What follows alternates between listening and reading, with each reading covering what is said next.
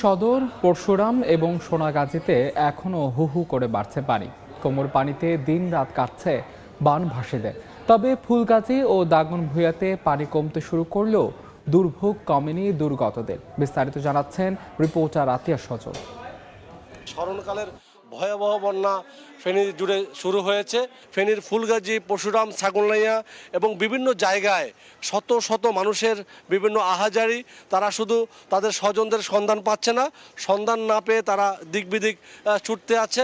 রবিবার থেকেই কিন্তু মূলত বাঁধ ভেঙে পানি প্রবাহিত হতে থাকে পুরো জেলা জুড়ে, এবং এই যে পানি অব্যাহতভাবে ফেনীর ফুলগাজী, পরশুরাম দিয়ে একের পর এক লোকালয়ে প্রবাহিত হতে থাকে, সেই পানি কিন্তু আজ পর্যন্ত এখন বিভিন্ন নিম্নাঞ্চলে প্রবাহিত হচ্ছে।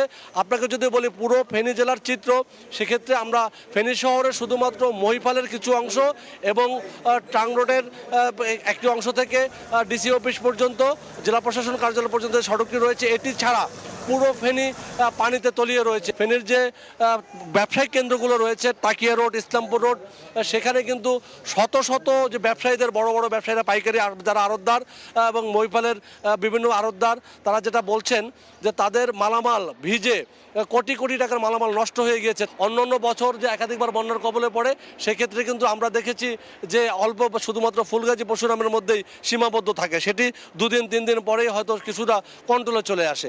কিন্তু এবার দেখেছি সেটা পুরোটাই একটি ব্যতিক্রম চিত্র দেখাচ্ছে। দেখতে পাচ্ছেন মানুষের বাসাবাড়ির মধ্যে অনেকের যারা নিচতলার বিল্ডিংয়ে রয়েছে, তাদের জানলার উপরে বা অর্ধেকের বেশি পানি হয়ে তাদের বাড়িঘরের চরম দুর্ভোগ তৈরি হয়েছে। সমন্বয় না করার কারণে এক জায়গায় অনেক ত্রাণ যাচ্ছে, অনেক উদ্ধারকর্মী যাচ্ছে, আবার কোনো জায়গায় কেউ পৌঁছাচ্ছেই না।